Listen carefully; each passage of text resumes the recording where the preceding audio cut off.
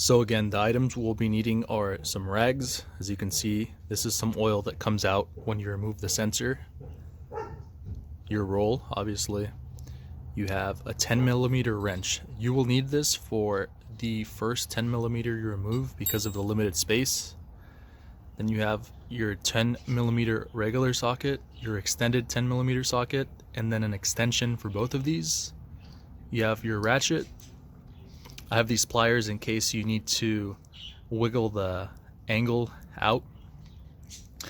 And I bought this off of Amazon for I think like $38, but it was less than O'Reilly's and way less than AutoZone. AutoZone wanted to sell this similar part for $92.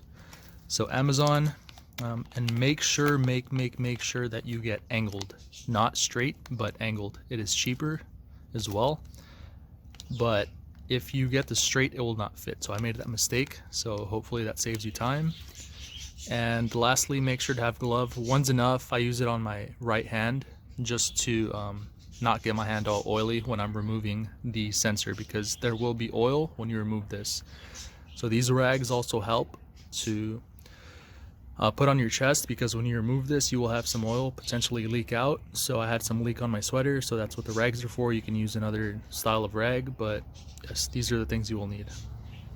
As you can see, I have an oil little cardboard thing to catch some oil in case it leaks. I have my race ramps. I have some jacks for safety, and then in the back you can see I have some wheel chocks. I use some 2x4s just to exercise some caution. Make sure to apply your parking brake.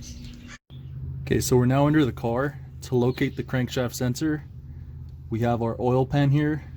Here's your main bolt, and you will know because it says engine oil here. You follow your exhaust, you can see these little braided parts. It's easy to identify it. And right above this, you'll see it right here. So you have these two 10mm bolts that we will be removing. Now, for this one specifically, you are going to need a 10mm little wrench here that I forgot to show in the main little clip. So this will give us access to this 10mm because this is blocking. So you use that to remove it. Give me a second and I'll continue the next step. So I've just went ahead and removed the two 10mm bolts.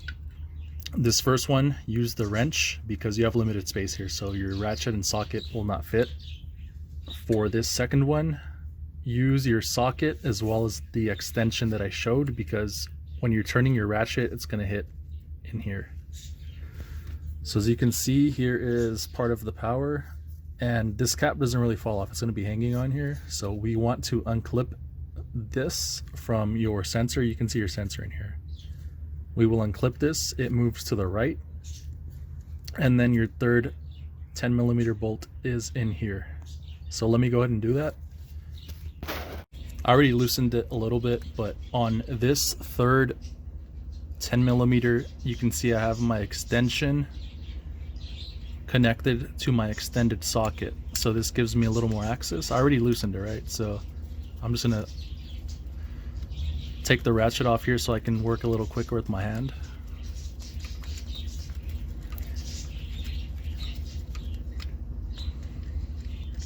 And once we remove this 10mm, your sensor is not really going to fall out because of that O-ring.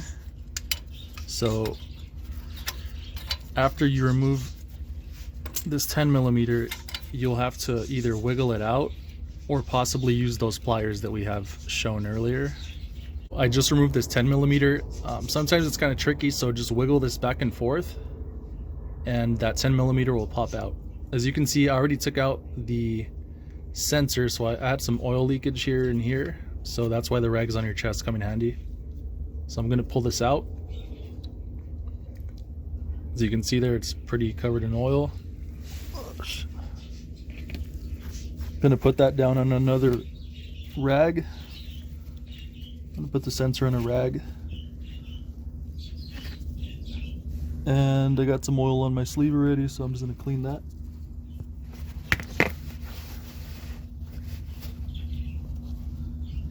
And another thing, as you guys can see here, In case you do get these mixed up, you have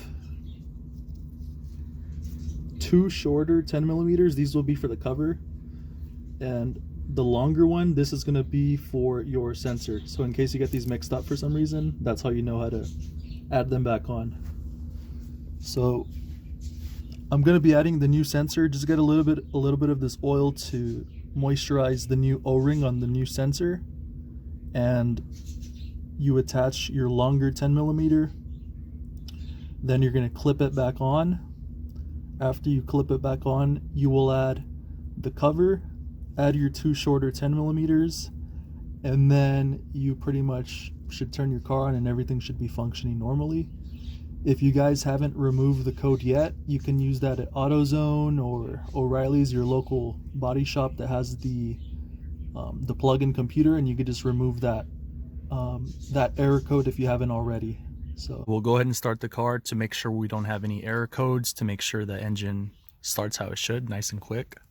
Let's go ahead and start it. So yeah, there we go. Let's see if we have any error codes. Normally it would be right here. You would have your error codes coming up. So everything looks good. One last thing, the old sensor that you have, go ahead and keep that. Just store it. If for some reason the sensor that you have installed now work, you can have that as a backup. So yeah, other than that, hope you guys liked it, enjoy, and have a nice day.